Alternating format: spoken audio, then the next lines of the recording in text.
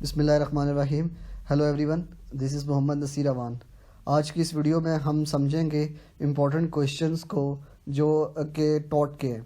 अब एलएलबी के पेपर्स में कौन कौन से क्वेश्चंस हैं जो रिपीटेडली एग्जाम्स में आते हैं, जिन पे एक स्टूडेंट को ग्रिप होनी चाहिए। टॉट बेसिकली एक वास्ट सब्जेक्ट है और लॉयर्स को भी इस पे ग्रिप होनी चाहिए। अब टॉट होता क्या है और टॉट के एसेंशियल क्या हैं, ये पहला क्वेश्चन बनता है कि what is taught and essential of taught. अब हम समझेंगे कि टॉट होता क्या है। टॉट का अगर हम मतलब देखें तो टॉट बेसिकली टॉटम से निकला हुआ लैटिन वर्ड है जिसका मतलब होता है टू ट्विस्ट और कंडक्ट या सिविल रॉन्ग इसको बोलते हैं।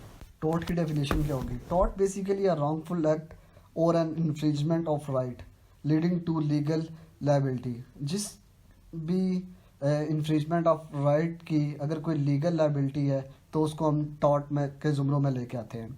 अब हम देखते हैं टॉट को फर्दर देखते हैं कि टॉट के एसेंशियल्स कौन से हैं। उसमें आते हैं रॉन्गफुल एक्ट होना चाहिए, लीगल डैमेज होना चाहिए, लीगल रेमेडी हो जो आपके साथ डैमेज हुआ हो, और सिविल रॉन्ग होना चाहिए या वो रॉन्ग होना चाहिए जो रिकग्नाइज्ड बाय लॉ है। और कौन कौन से रॉन्ग्स हैं जो टॉट में नहीं आते? क्रिमिनल रॉन्ग हो गया, कॉन्ट्रैक्ट ब्रीच ऑफ कॉन्ट्रैक्ट हो गया, ब्रीच ऑफ ट्रस्ट हो गया। ये वो है जो कि टॉट में नहीं आते। मज़ीद हम देखें तो टॉट एक बहुत वास्ट सब्जेक्ट है और इसमें बहुत से ऐसे भी टॉपिक्स हैं जो एक कॉमन मैन को पता होना चाहिए, क्योंकि ये वो सारे अहम टॉपिक्स हैं जो एक ले मैन से जुड़े हुए होते हैं, जिसको वो एक इंडिविजुअल को उसके राइट के बारे में कम्प्लीटली बताता है। उसके बाद जो नेक्स्ट क्वेश्चन है, इम्पोर्टेंट क्वेश्चन, वो है डिस्चार्ज ऑफ टॉट का। अब डिस्चार्ज ऑफ टॉट का जैसे कि मतलब नाम से ही ज़ाहिर है कि डिस्चार्ज वो कौन कौन से लीगल एक्शन है या वो कौन कौन सी ऐसी वजूहत हैं जिसके बाद जो टॉट है वो ख़त्म हो जाता है। Taught the right of a person to take legal action for compensation against wrong door comes to N and is called discharge of taught. अगर हम इजी इसकी डेफिनेशन देखें तो अब टॉट कौन कौन सी वजूहत में ख़त्म हो जाते हैं, उसमें डेथ ऑफ द पार्टी, अगर कोई एक पार्टी की डेथ हो जाए तो ये टॉट का जो है वो लीगल रेमेडी ख़त्म हो जाती है। उसके बाद वेवियर बाय इलेक्शन है, अगर जो प्लेंटिफ है वो अपना राइट गिव अप कर देता है या उसके पास कोई और है, मतलब अगर वो एक ही केस जो है वो क्रिमिनल में भी लेके जाना चाहता है तो वो क्रिमिनल में लेके जा सकता है, यहाँ से वो अपना राइट वेव कर देता है। उसके बाद अकॉर्ड एंड सर्टिफिकेशन।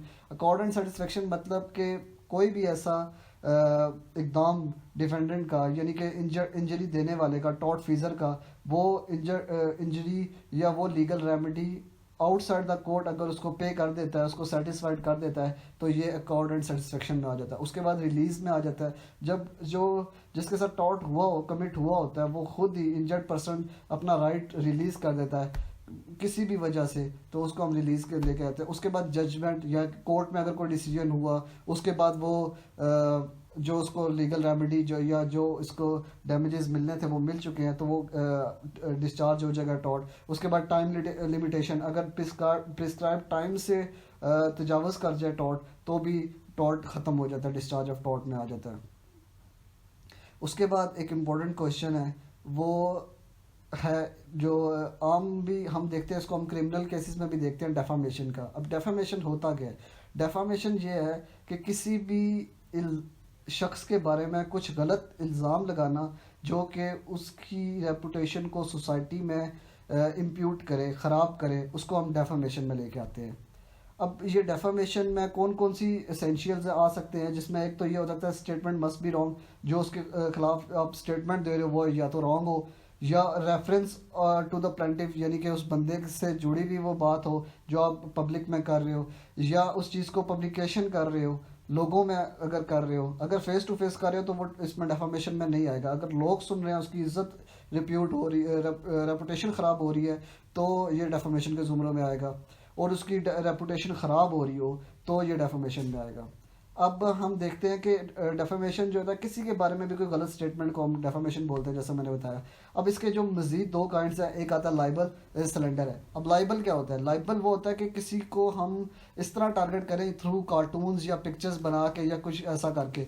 और सिलेंडर क्या होता है कि हम लोगों को प्रॉपर एड्रेस कर रहे हैं कि ये बंदे किसी भी बंदे के ख़िलाफ़ और उसकी रेपुटेशन ख़राब करें।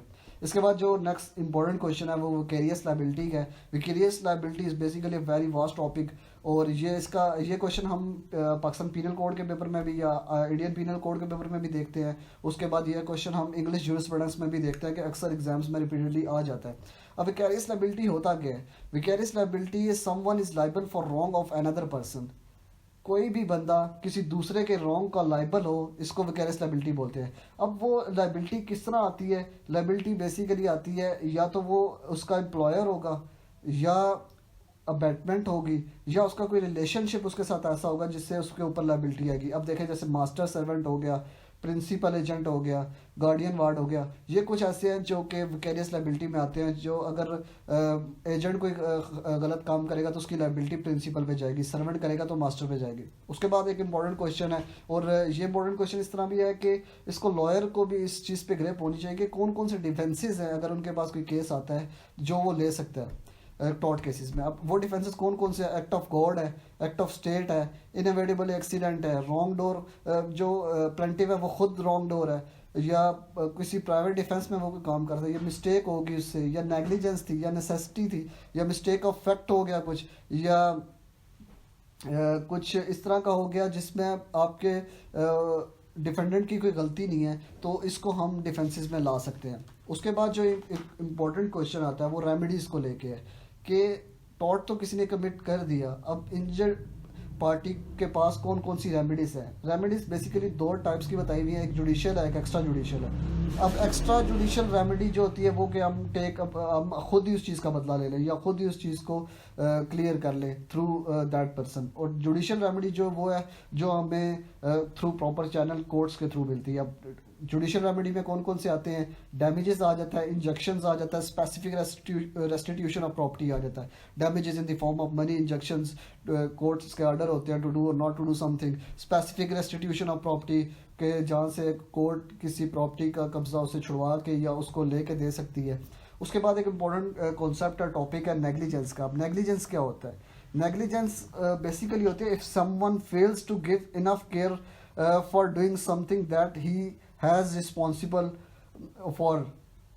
कोई भी बंदा उस लेवल की केयर देने में नाकाम हो जाए जो उसकी रिस्पॉन्सिबिलिटी में आता है कि उसने केयर करनी है, तो वो नेग्लिजेंस में आता है। बहुत एक वास्ट टॉपिक है और टॉट की वास्टनेस को भी शो करता है। इसमें आप टाइप्स देख लेते हैं, एडवांट नेग्लिजेंस और इनएडवांटेंट नेग्लिजेंस। अब एडवांटेज नेग्लिजेंस कौन सी है? जो विलफुल नेग्लिजेंस, सीरियस किस्म की नेग्लिजेंस है। इसके आपको स्पेशल और नॉमिनल डैमेजेस, स्पेशल डैमेजेस इसमें आपको क्लेम कर सकते हैं, और इसमें इंजर्ड पार्टी को काफ़ी ज़्यादा हर्जाना मिल सकता है। उसके बाद जो इनएडवांटेज है वो अनविलफुल, उसमें यह है कि चांसेस ऑफ डैमेजेस जो कोर्ट जो देती है वो काफ़ी नॉमिनल होते हैं।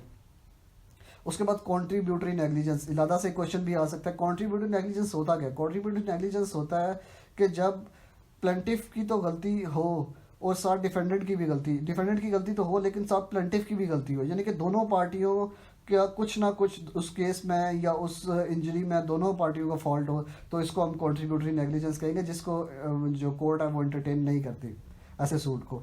अब हम ईजमेंट को देखते हैं। ईजमेंट एक्ट जो है ये भी टॉट के पेपर में देखते हैं हम, ये इसमें से एक क्वेश्चन आता है। अब ईजमेंट एक्ट होता क्या है? Easement basically easement is the right of use of the property of other person. किसी दूसरे की प्रॉपर्टी अपने मकसद के लिए यूज़ करना, इसको हम ईजमेंट बोलेंगे। अब इसमें हम फर्दर देखेंगे कि कौन ईजमेंट को ग्रांट कर सकता है, कौन ईजमेंट एक्वायर करता है। अब इसके बाद हम इसको फर्दर देखें तो काइंड्स ऑफ ईजमेंट भी आ जाती हैं, जिसमें कॉन्टीन्यूस ईजमेंट है, डिसकॉन्टीन्यूस है, पेरेंट है, नॉन पेरेंट है, पॉजिटिव है, नेगेटिव है, urban, rural, limited, easement by necessity, public easement. ये सारी टाइप्स जो है ईजमेंट की, हम इलादा से इस वीडियो को, इस टॉपिक को इलादा से हम डिस्कस करेंगे। तो ये था आज हमारे टॉट के इम्पोर्टेंट क्वेश्चंस को। उम्मीद है इन क्वेश्चन से आपका पेपर जो है वो 100% सॉल्व हो जाएगा इंशाल्लाह। अगर आपको हमारी आज की वीडियो और हमारी ये काविश पसंद आई है तो काइंडली हमारे चैनल को सब्सक्राइब कर दें और बेल आइकन को प्रेस कर दें ताकि हमारी नई आने वाली वीडियो आप तक पहुंच सके। अपना और अपने घर वालों का ख्याल रखें। अल्लाह हाफिज़।